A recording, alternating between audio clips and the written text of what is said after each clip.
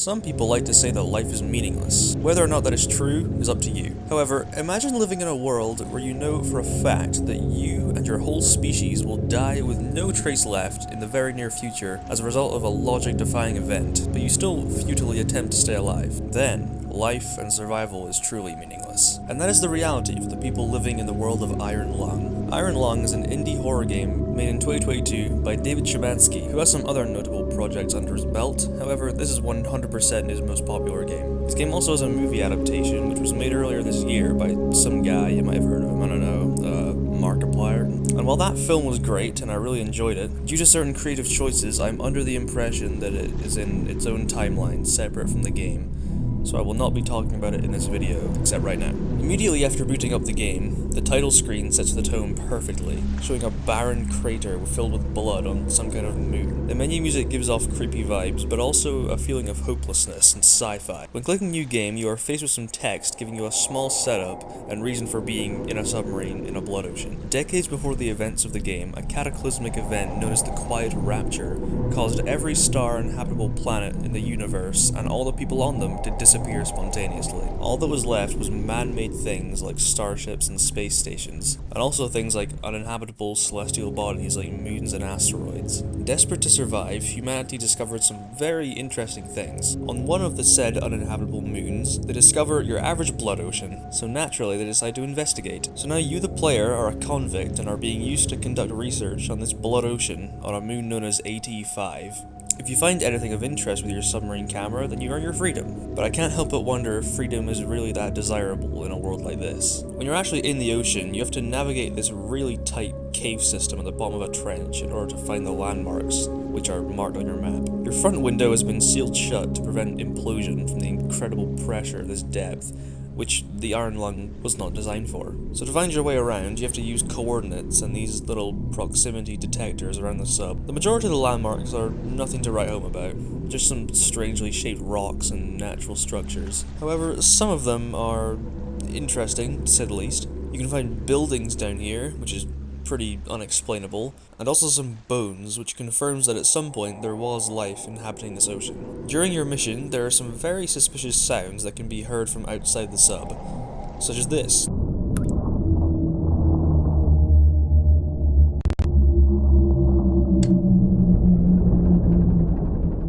And the presence of something alive is made pretty clear when you catch this lurking in the background of one of the images. This is one of the creepiest parts of the game, as it's just clear enough so that people notice it, but dark enough to make you think, that could just be a wall. It gives the impression that this thing is stalking you through the tunnels. You're always being watched. Even creepier is near the end of the game when you're suddenly going from point 8 to 9, and suddenly your front motion detector starts going off repeatedly, extremely quickly. You know it can't be walls, you're in the middle of nowhere, so you rush to take a picture of it before it goes away, and what pops up? A giant eye. That thing from earlier was real, and it's right next to you. Left with this creepy soundtrack and the sub filling with blood from outside, you try to get to 9 as quickly as possible. Now you just need to get the picture and...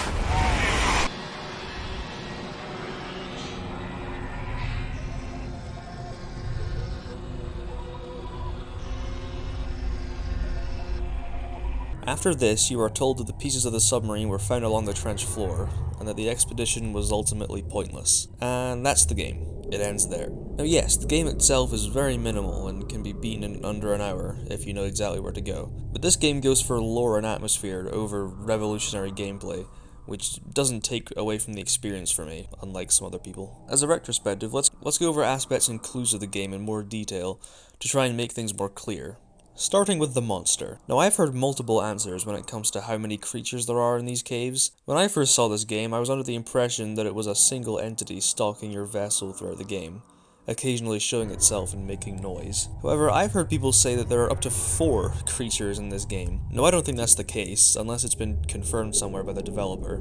The most I can feasibly see being in the game is 2. The main monster is this guy. The frog, as it's known, is the primary antagonist of the game. This is the creature that you can capture a picture of in the background at landmark 4, and is also the creature that breaks into the sub and kills you at the end. It visually resembles an anglerfish from Earth, but just really big.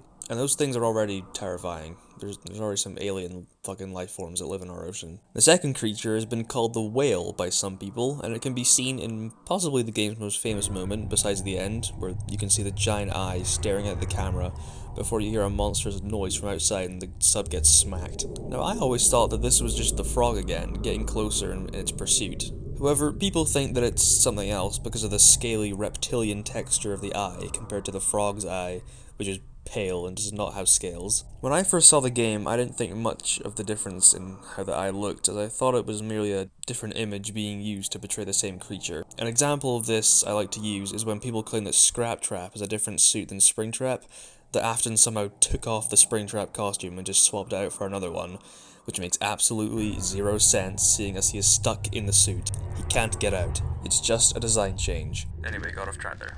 As much as I personally prefer the idea of it being a single mysterious creature, the general consensus seems to be that there are multiple. It's also theorized that it is the whale that is the cause of the submarine getting smacked against and unexplainably moving to impossible locations when leaving landmarks that are tedious to navigate locations. I would also say that I prefer the frog in the original Iron Lung game to the monster in Markiplier's movie.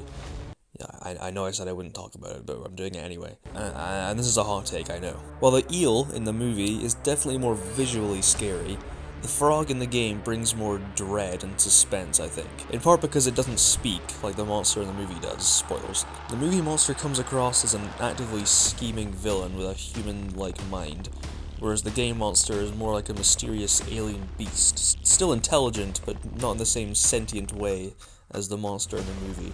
As for what caused the quiet rapture, it is totally unknown. However, what are the landmarks could be some indication. Landmark number 8 is a strange portal-like light that when approached causes the whole submarine to shake violently. Whatever is on the other side of this light could be the cause of the quiet rapture. The movie goes into a bit more detail about what this could mean and how it caused the rapture, but this video is on the game. And that's about it for Iron Lung. This game is truly a masterpiece of suspense and building a slow feeling of dread throughout the experience. And its very abstract setting make you feel like you're in a nightmare. I would also highly recommend to watch Markiplier's movie.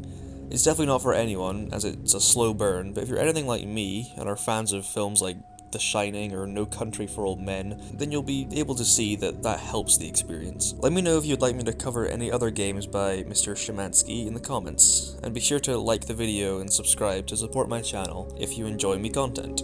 That's not meant to be there. Whatever, I'm gonna roll with it. Anyway, thanks for watching and bye-bye. Oh god. Let's go over aspects and clues. Okay, thank you, car. As for what called? That's a typo. I can't close. It gives the impression that this thing is stalking you through... Okay. God, that was a mouthful. Made in 2022 by David Hold on one second. Iron Lung is an indie horror...